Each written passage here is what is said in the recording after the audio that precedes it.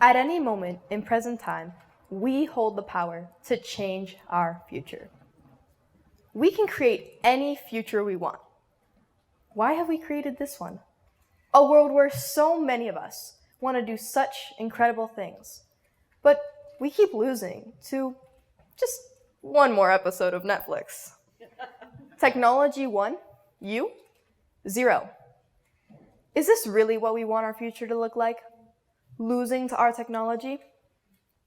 We have all done very different things to get to where we are now. And when we leave this room here today, we will continue on our different paths. But I didn't come here to talk about how we are different. In fact, I came here to talk about quite the opposite. How we're all the same. I want to talk about what we need to do to be satisfied with our lives in the future. How to use the power we have over the present to create a better future. And I want to talk about the ways we are currently fighting for our future. Because I believe we are fighting for our future in the wrong ways. What future are you fighting for? As time goes on, I ponder this question more and more. As I get older, everyone around me is dying to know, what are my plans after high school? What do I want to do in my future? What do I want my future job to be? Well, to dive deeper into these questions, we have to go back to the beginning. My first job. My first job was in social media. I would play video games on my computer with my friends and upload videos of it onto the internet on websites like Twitch or YouTube. I was able to garner a following, generate an income, and make friends with similar interests. The online world quickly became my entire life. Yet, I always felt like something was missing. I decided to step back, analyze my life, my habits, my choices, and decide who I wanted to be. Feeling confined to this online world, it prompted me with a question. Was this really what I wanted my future to look like? What did I need to be truly satisfied with my future? Despite how different my future may look from yours, we all need 3 key principles to be fulfilled: stability, safety, and peace. Stability, the ability to have our wants and our needs taken care of. This can look like having dinner on the table every night, or being able to buy any car on any lot we please. Safety, we want us and our loved ones safe from sickness, environmental disaster, and any threat that may cross our path. A lack of stability or safety can lead to multiple mental and physical illnesses, such as depression, thoughts of suicide, stomach pain, and fatigue. A lack of stability or safety can lead to a future that is incredibly harmful to us, both mentally and physically. In addition to stability and safety, the 3rd key to a satisfactory future is peace. For a long time, I was mistaken in thinking what we needed was eternal happiness. But eternal happiness is incredibly unrealistic and would disturb some of the qualities needed to make life, life. Carl Jung, the founder of analytical psychology, said, "The word happiness will lose its meaning if it were not balanced by sadness." And I couldn't have said it better myself. Peace can be both internal or external, most of our ideal futures needing both. Just a show of hands from the audience. How many of you have thought about your future? You see, we all hold the power to think about our future, to dream about our future. We also all hold the power to make those dreams come true. There is one problem, though. We are all dreaming, but not a lot of us are doing. How do we change that? How do we make it technology 1, us 1, to at least tie the score? For a lot of us, there's a disconnect between what we are trying to achieve and the effort we are putting in. Statistics say 99.6% of people know that exercising is healthy, yet only 28% of Americans are getting the right amount of exercise. Not to mention, more than 3/4 of US adults said that being in shape and looking good were very important to them. Even if we want to do something, and it's important to us, statistics show we still neglect to do it. Why? Why is that?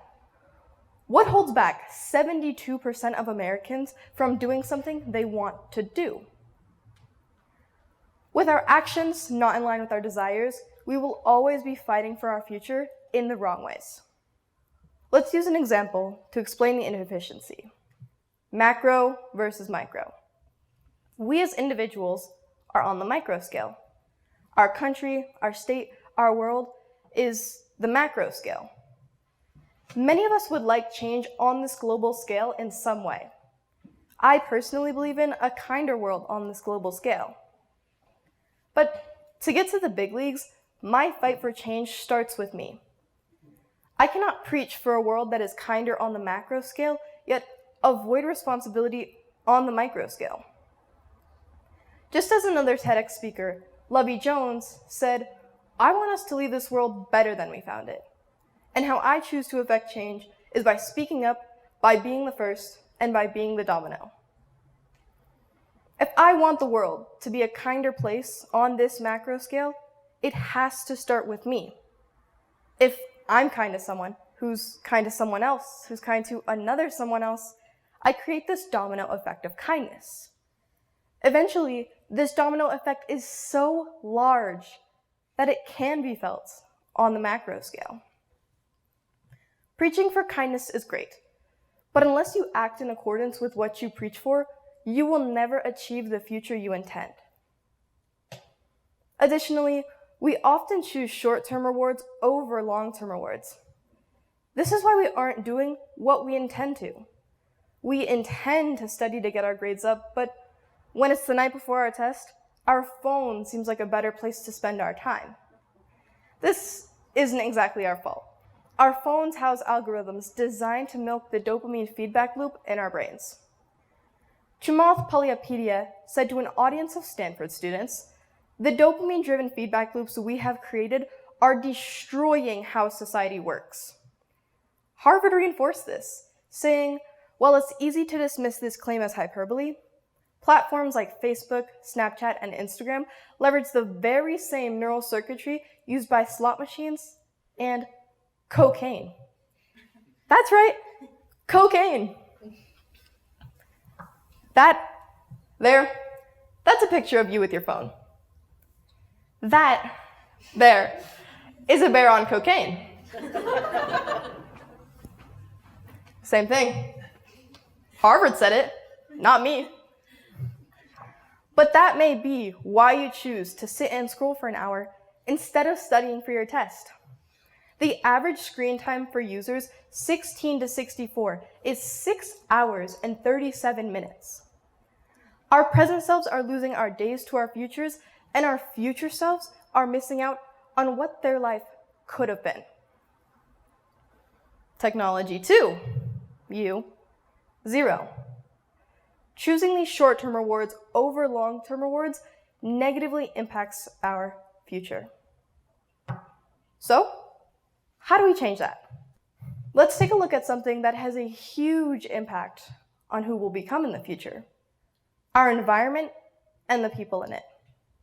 According to Crygen Resources, a wellness services company in Australia, the people we surround ourselves with will eventually shape the way we think, behave, and feel on a daily basis.